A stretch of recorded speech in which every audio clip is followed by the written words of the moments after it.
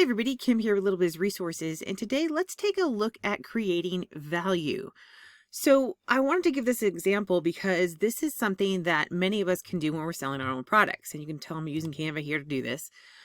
So these are my Celtic ornaments that I talk about a lot, and I actually have a lot of different Celtic ornaments, but this is the set that we started with. And I remember when my dad first came to me, and he showed me a different ornament, not Celtic, but a different ornament, and he said, "What do you think about this? What can we sell them for?" And I was like, $1.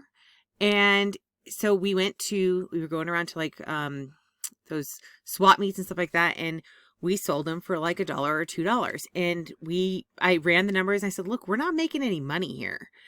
And so we came back, we said, okay, let's see, how can we sell? First of all, selling at swap meets, super expensive when you're only selling a few items.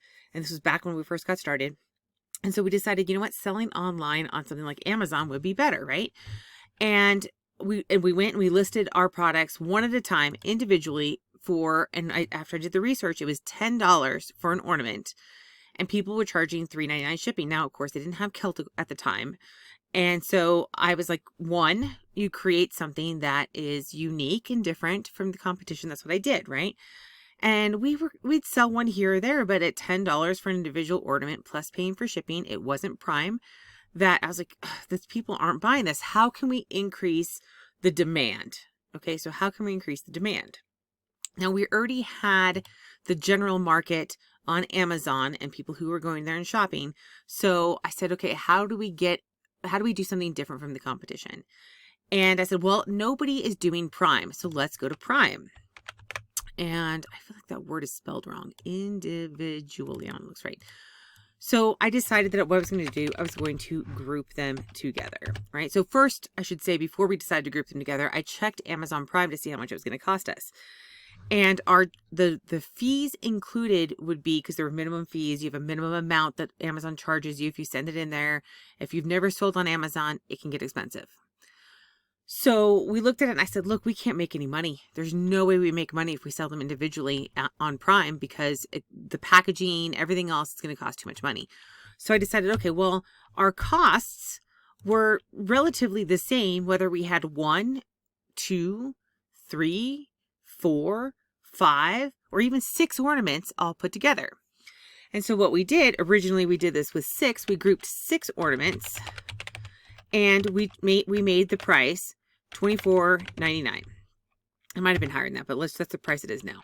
Then we decided to do another one where we grouped 4 ornaments, and that's where the Celtic ones came in. That was our first set of 4, and we did it for a $19.99 price. Again, these may have been slightly higher before, and they might go back up, but this is what it is right now. And we sent them in to Amazon Prime, and we said our costs literally varied by like $1 for sending in 1 or sending in 4, right? Because the packaging, we saved on packaging because we didn't have 4 packages, we had 1 package. And the cost for one piece of packaging versus all 4, we would have had to use the same thing to protect it. So it ended up being that our costs, and this is important when you're thinking about expanding into doing something, you don't want to create something that's going to be too cost prohibitive for your company, right? Especially if you are self-employed and you're trying to build up your own company. You don't want things to be too cost prohibitive. So our cost to make these was relatively small, right? At the time, relatively small. So we decided to group them together and put in there. We sold, especially once we got these Celtic ornaments in there, we sold like crazy. I think we did like, maybe we sent them in. We didn't even have enough to send in. We sold out of them twice, right? So we only sent in like 100 at a time, and we sold out of them at least twice that first year we did it. And I think we were able to do like $30,000 in about 6 weeks in sales, and with like a 60% profit margin. Now, those numbers would never apply today on Amazon, okay? But I want you to understand that it was not, once we figured out how to set ourselves apart from the competition, right? We were Prime, nobody else was. That alone gave us a leg up. The problem was the cost. So when we analyzed it, we said, look, there's this cost is just too much to do a single ornament. We said, what can we do? Now, what's important about this is I've only talked about the cost side of it, but look at it from the consumer side of it. Individually, if they have to buy one, it is $14. Okay. if they were buying 4 of them, right? Even if you just leave it at $3.99 shipping, 10 times 4, and do this because some people question my math, $43.99 for 4 ornaments, and people were buying them that way, but that's not a huge value to them, right? So they're going to be, if they see this, they go, oh my gosh, everybody else is charging $10 and shipping. I get free shipping through Prime and I'm only paying $24.99. Now, some of you are going to say, well, weren't you making more money this way? Sort of. And in fact, this is part of what I have to reface again, because Amazon's changed their policies. They've changed their costs. I have to reanalyze and decide if Fulfilled by Amazon is the right way to go, right? So at this price at $10 and $3.99, yeah, we're making a lot more money per ornament, but we weren't selling hardly anything, right? And I've done a different video where I talked about finding that profit sweet spot, right? That profit sweet spot where you can sell enough and make enough and not cost too much all at the same time. And so if you're interested, you can watch that video. But I want you to understand that this is creating some massive value for them, right? 4 ornaments now for less than the price of 4 separate, buying them separately. Now, does that mean somebody's not going to come in here and want 4 of these for the same price? Of course, I'm going to tell you what, people are creative. They get really weird ideas, great ideas, silly ideas, creative ideas, whatever you decide you want to call it. And sure enough, you're going to get requests for people saying, hey, can I have just 4 of this one? And if you're not set up to do that, you're not going to be able to do it, right? But that's just the way it goes.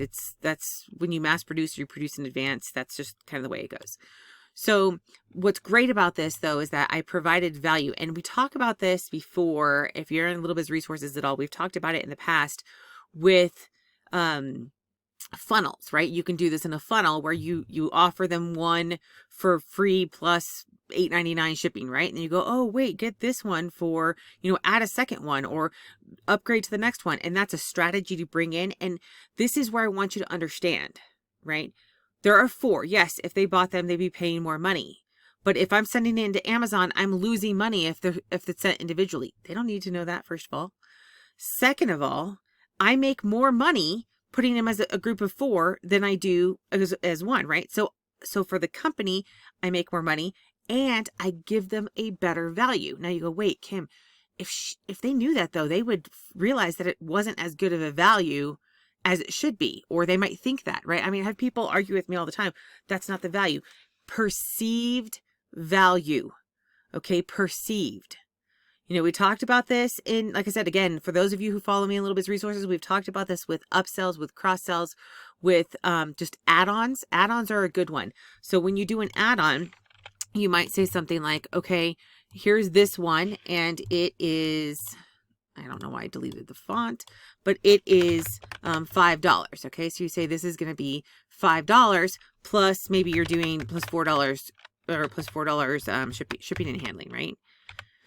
So now they know that the cost, the price that they would have to pay, this is what they think the price for one ornament is $9.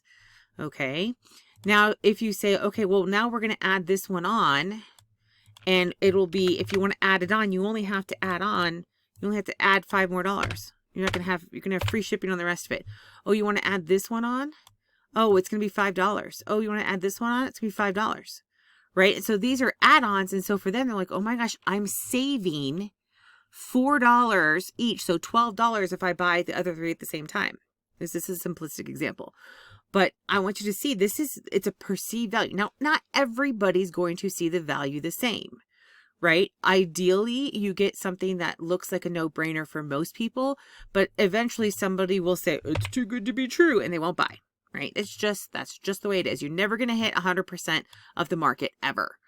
It's just, there's no way. In fact, you're hardly ever going to hit a large percentage of the market. And if you're doing something like creating a new market or creating something completely different, like I created these from scratch.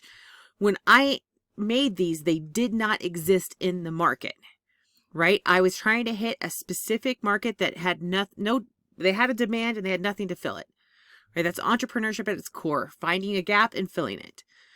So there are a lot of different ways that you can create value for people, right? People who are in the Celtic cultures, Irish, Scottish. I think there's some British cultures that are like that. There's plenty of people in the United States who have ties to Celtic ancestry, or they just like it, right? The entire Catholic religion, the Christianity in general has ties to Celtic symbols. And, so all of this provides value to them by offering that in the first place. And the more value you provide to them, the more likely they are to say yes. And that's how you have to keep that in mind when you're doing any type of analysis, or you're building products, or you're doing anything that you want to provide value. That's what makes the sale. Okay. That's what makes the sale. And, it's funny because we talk about this all the time in our little entrepreneurship world, where we're like, oh yeah, you got to psychologically get in the mind of the buyer and get them to buy emotionally. That's how people buy, right? My sister and I joke about this all the time. We're like, well, yeah, it's a really good deal, but we're just not tied to it emotionally. We won't buy it. And so we're like, yeah, we do emotionally buy things, and we know other people do as well. And so something like this, in fact, if you looked at the reviews, I haven't looked at the reviews lately, but I used to get reviews all the time, or comments, I should say, from people as well. They would say, oh my gosh, I'm so glad I found these from you. It's to celebrate so-and-so's birthday who came from Ireland, and they haven't been able to get anything Celtic in a while. Of course, this was, again, years ago. And I'm like, you know what? That's really neat. I created them because I thought they were cool. I just, I liked the symbols and the symbolism, and they're just pretty. I know, I'm a girl, but this is exactly the type of thing that it ties to an emotion, right? So that's something. I know I didn't do a whole lot of moving around stuff, and I'm trying not to move my mouse too much, but yeah, I just wanted to, we haven't done much lately. I wanted to get out there and say, hey, you know what? This is something that we've been thinking about. We've been doing, constantly analyzing it. Look, we are almost 10 years off of when I first created these, right? And I have competition now. I have major competition now. So what I started out doing that nobody else did, somebody else saw that, oh, I could do that too. And they replicated it, right? In fact, I know people on Etsy that are selling the exact same designs, and that's hard since I created these. Now, there's basic Celtic symbols. Anybody can figure them out. But I'm like, wow, it's hard not to feel like they just kind of scanned my images and created their own from it. And they might have. But now there's just so much availability. The costs are not as prohibitive for other people. For me, I had access to everything, so it was really inexpensive for me to do. Other people would have had to invest in it to get that far, right? So this is something that you have to reevaluate, you have to think about, and you have to say, okay, now what can I do now to either hit another market or create value for the existing market to get them to buy mine instead of somebody else's. Now, ideally, I create something completely new that nobody else is doing. I've done that multiple times now. That has been the most effective and the most profitable, was when I created something that there was a demand for and nobody's selling something for it, right? I talk about my pharmacy ornaments all the time. Pharmacy ornaments, same thing. I did the research. I saw that there was a demand for pharmacy ornaments. And at the time, Amazon didn't have it on their platform. I created it. It was the year after we did the it was the year before we did the Celtic ornaments. And we had done maybe $15,000 the year before. And then we added in the Celtic ornaments and we doubled it, right?